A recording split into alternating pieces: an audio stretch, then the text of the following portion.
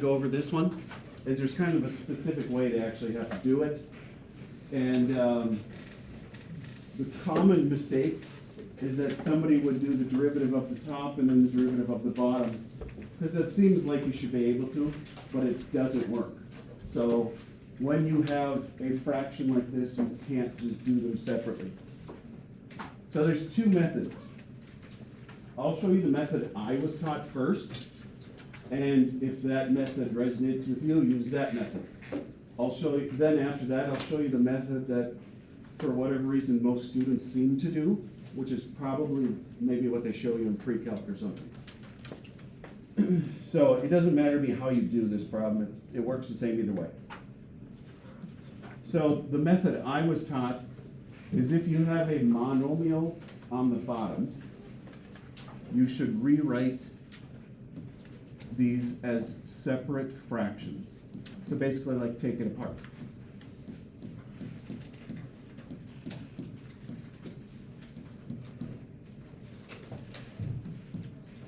And then each one of these three, you simplify down and then take the derivative. So like 8x cubed divided by x, 1 would cancel, and you'd be left with 8x squared. And to be honest, after doing these for a while, you can basically just mentally do this in your head without writing this in between step. So then 4x squared divided by x cancels 1x from top to bottom. And then 3 over x we would write as a variable with a power, like from yesterday, and write it as 3x to the negative 1. So then from there we could do the derivative. So this is the method I was taught, but like I said, this traditionally isn't the method that most students choose. The method that I traditionally see students do is to bring this up to the numerator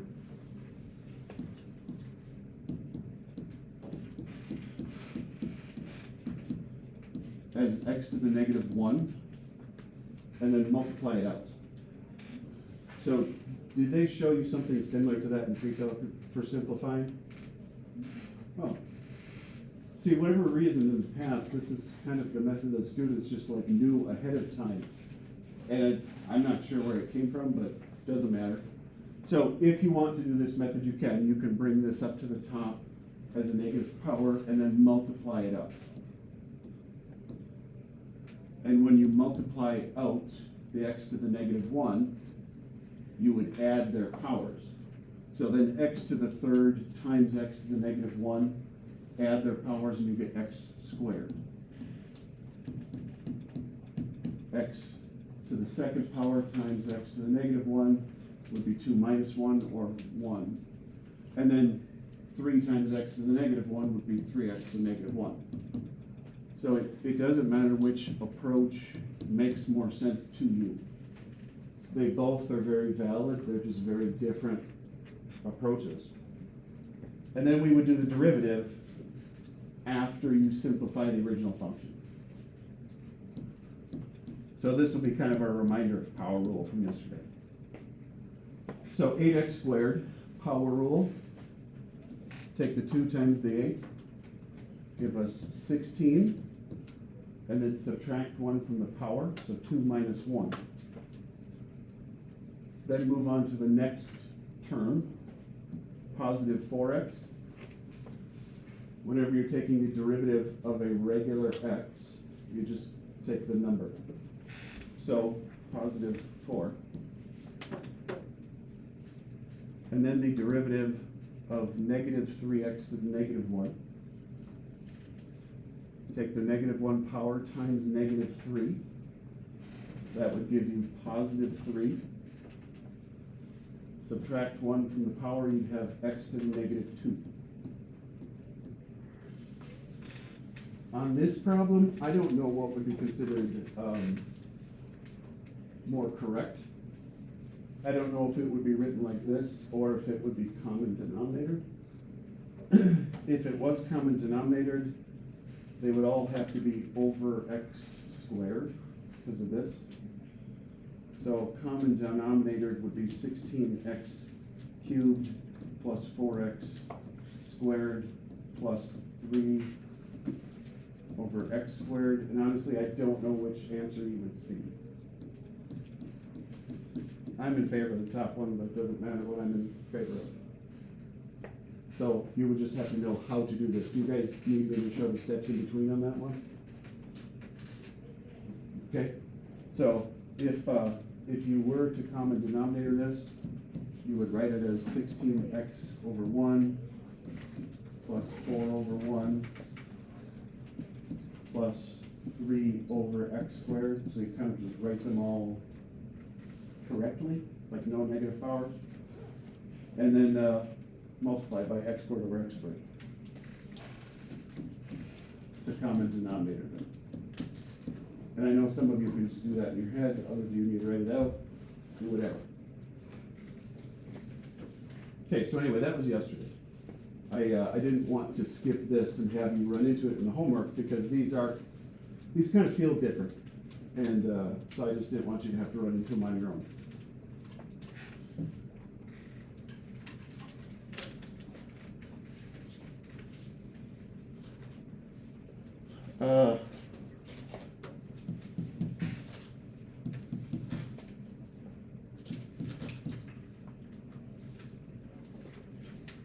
I'm going to take a much smaller approach to the derivatives of trig than what's in your packet. So in your packet, it's written here, it has graphs trying to show you where it comes from, and then on the next page is like proofs of how to do it, and that is all good things. I just don't necessarily think it's going to benefit you into like knowing the derivatives more. It shows you where they came from, which can be good. But I think you guys are more at the stage of just trying to memorize things, just learn how to use them. So I don't know if I want to show you where it came from yet. I know you guys hate trig. It's okay. Trig derivatives are far easier than polynomial derivatives. So like on the polynomials, it's not like the power rule is hard, but like there's a process to do for doing those derivatives. Trig derivatives have set answers ahead of time. There's nothing to do other than knowing the derivative. So you have to know that the derivative of sine is cosine. And that seems stupid, and that's okay. That's why this picture's here to show you that that works out that way. So cosine is actually a description of the slopes of sine. It seems weird. Derivative of cosine is negative sine. The negative symbol is by far the hardest part to remember on this. Like it's going to be very easy for you to remember that sine and cosine's derivatives are each other. You just need to learn how to get that negative symbol memorized for yourself. For the most part, in my brain, I just memorize sine as the first one. So like in my head, I've got derivatives of sine and cosine. Just for whatever reason, you always say sine first. So in my head, sine's answer is the normal one. Cosine is second, so it has the negative. It's just how my brain works, but you guys need to figure out how to memorize that. Tangent is a little bit harder because it has nothing to do, like, it's just not as simple as those two. So, derivative of tangent is going to be secant squared.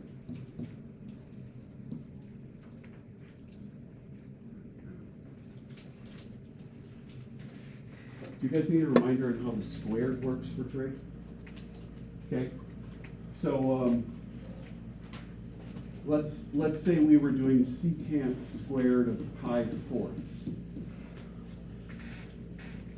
This means secant of pi fourths, answer squared. They write the squared there because it's less work and less parentheses. This just makes it so that you know the squared is not squaring the angle. So you would just calculate this and then square the answer.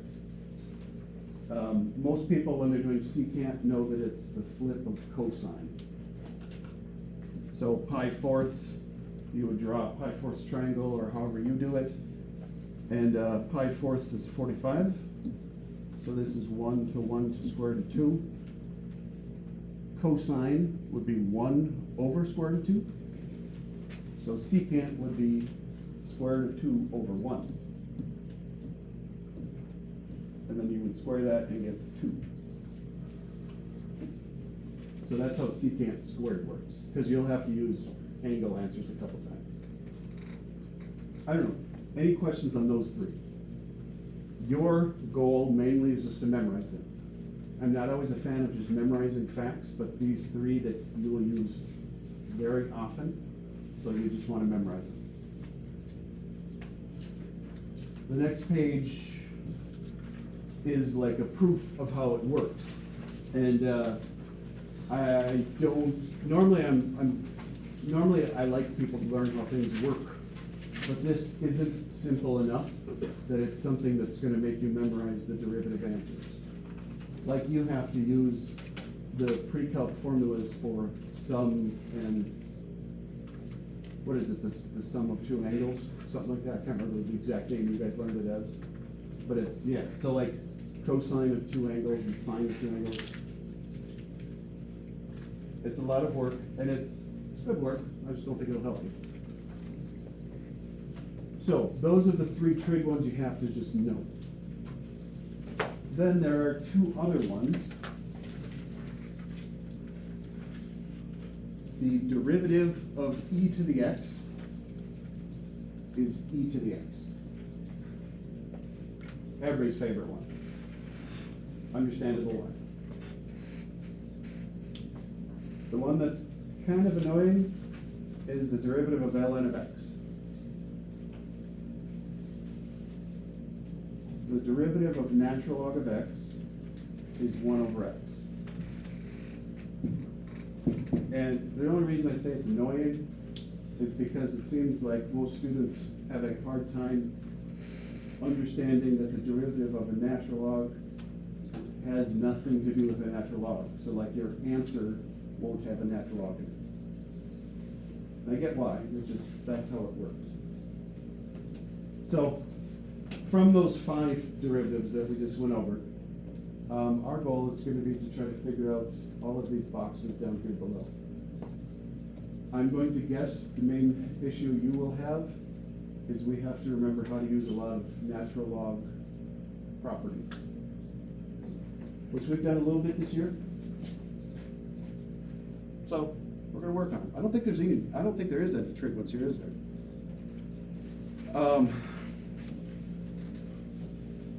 Honestly, the trig ones are so easy that there's not really examples we can give you much for now. The only thing you can do is maybe like write an equation that has 2 or 3 of them, like f of x equals sine of x plus cosine of x plus tangent of x. And then your answer would just be the 3 different derivatives being added. They will become more complicated, but we haven't learned enough rules yet. So, natural log is just going to have the one with the most things we can do. This one, we can't take the derivative of this yet because we need the natural log to be just x. Do you guys remember the property for having a power inside of a natural log? I'm pretty sure we've done these this year already, but it was during limits. So a power on the inside can go out front as a multiplier. So 3 times natural log of x.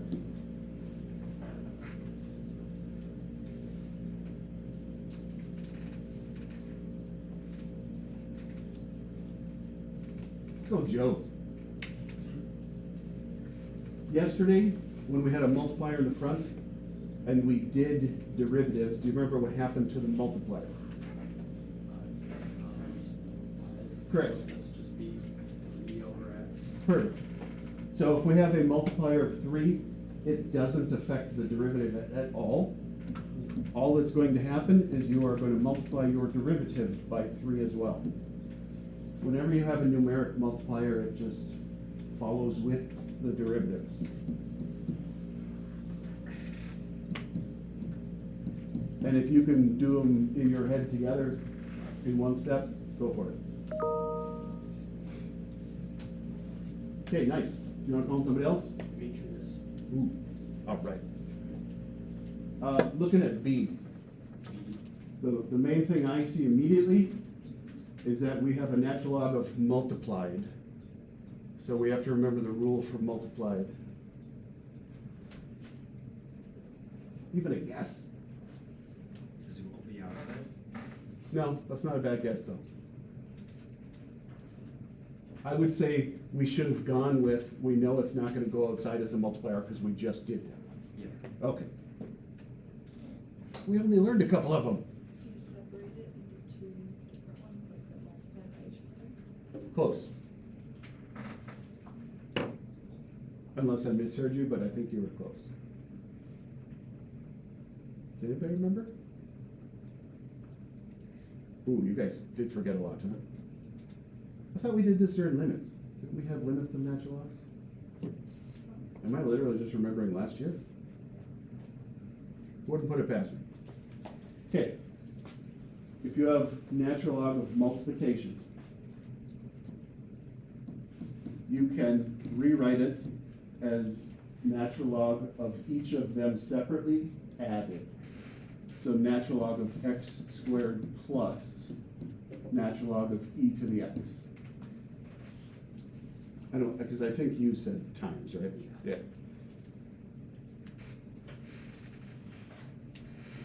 Okay.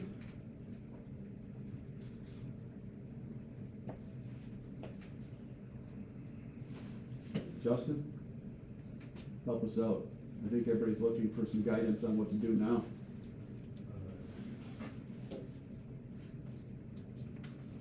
What did we learn on the first one? Or remember?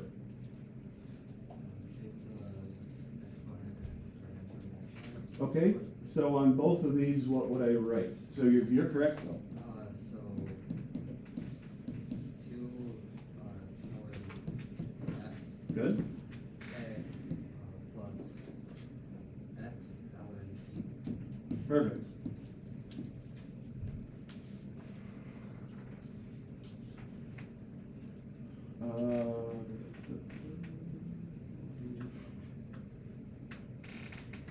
Tegan?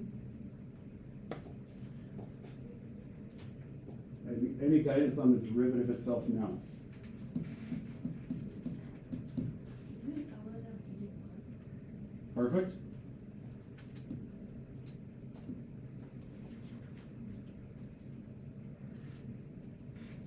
I thought that was gonna be the hardest part of it. Nope, that's good you remembered that though. What do we do if we have a multiplier times ln of x and we're trying to do the derivative of that? Oh, we would do 2 over x. Okay, so 2 times 1 over x. And then the second one is now 1 times x. So that derivative, Plus x. close. What's the derivative of x? So this is from yesterday. We would have 1 x. Oh, yeah, 1x to the 0, which is just 1. So the derivative of x is just 1. I think that's what you were trying to say, Steph? Yeah. Okay, there's your answer. It's possible these would be combined. I don't know. It's hard to say because the x is on the denominator.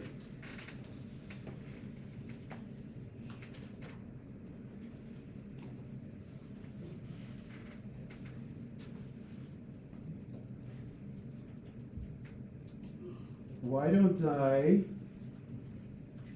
let's rewrite the first line of D together. Since the one up above, the times, we changed to plus. Hopefully you remember what to do with the divide. Minus, subtract, yeah. So the first line of this one could be rewritten as natural log 2e to the x.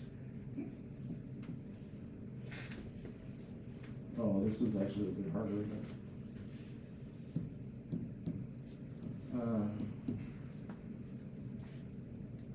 Well, this is kind of annoying, actually. You will learn a different way to do these derivatives later that's simpler, but not yet.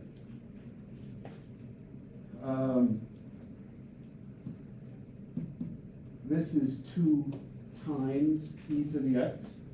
So we would rewrite this first natural log into natural log of 2 plus natural log of e to the x minus natural log of 3x would be natural log of 3 plus natural log of x. I wanted you guys to see if you could do the derivatives of all the rest of this page. Because I believe it stops at f, right? See if you can try those 4. This one I've done most of it for you. If you get them wrong, don't worry. It's our notes. We just erase and fix, or cross out and fix. Feel free to work with each other. How do you do natural? You don't. No, it's just a number answer.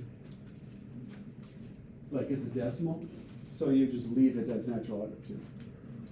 If you want to make it a decimal to make derivatives easier, you could.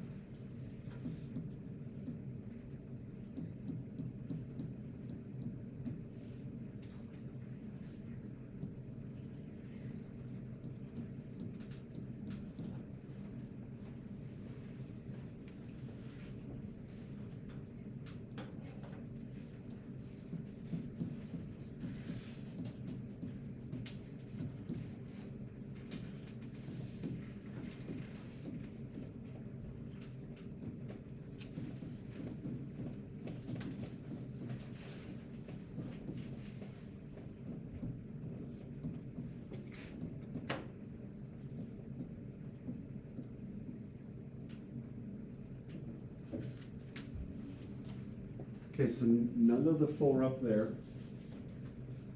I didn't simplify their final answers. I didn't put them in multiple choice format because I just wanted to mainly go over how to get them.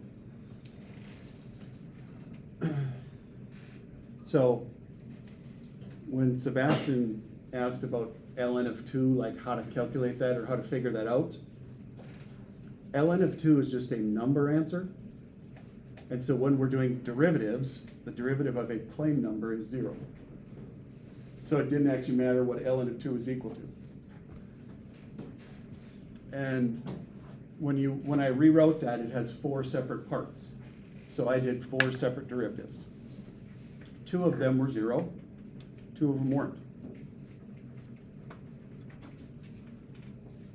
If I go to the previous one on C, you have to rewrite 1 over x as x to the negative 1 power.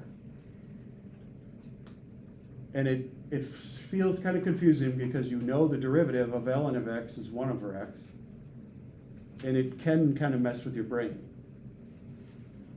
So taking the derivative of ln of x is 1 over x. Taking the derivative of 1 over x, we rewrite it because it's a power rule question. I mean, they're drastically different how you do their derivatives, even though their answers kind of come up pretty much the same. E is similar to D, except that it has 3 things being multiplied. The 4, the x cubed, the e to the x. And so I can rewrite that as natural log of each of the 3 things. And I'm hoping you're getting good enough so that when you see like the natural log of x cubed, in your head you can do both steps at once. Like the cubed can immediately go out front as a 3 multiplier. So that's why on that first line, I just wrote kind of the simplified version right away. ln of 4 plus 3 ln x plus x ln e. And then doing derivatives, derivative of ln of 4 is nothing. It's just the derivative of a number. Derivative of ln of x times a multiplier. ln of e was 1, so derivative of x is 1. The very last one is actually like a combination of things.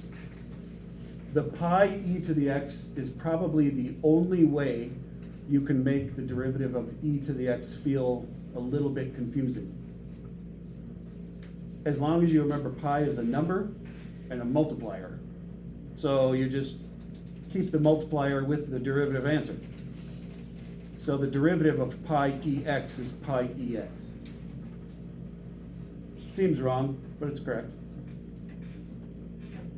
And then the other one we change into power like we did yesterday.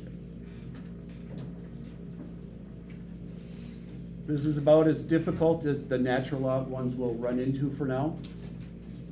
And it's just kind of a combination of natural log, power rules, and e to the x. I don't know what time we get done. We get done at 10:27. So I kind of wanted to purposely head through this so you guys could have about 15, 20 minutes of work. Because I have a feeling you'll want to ask me a bunch of questions from the homework.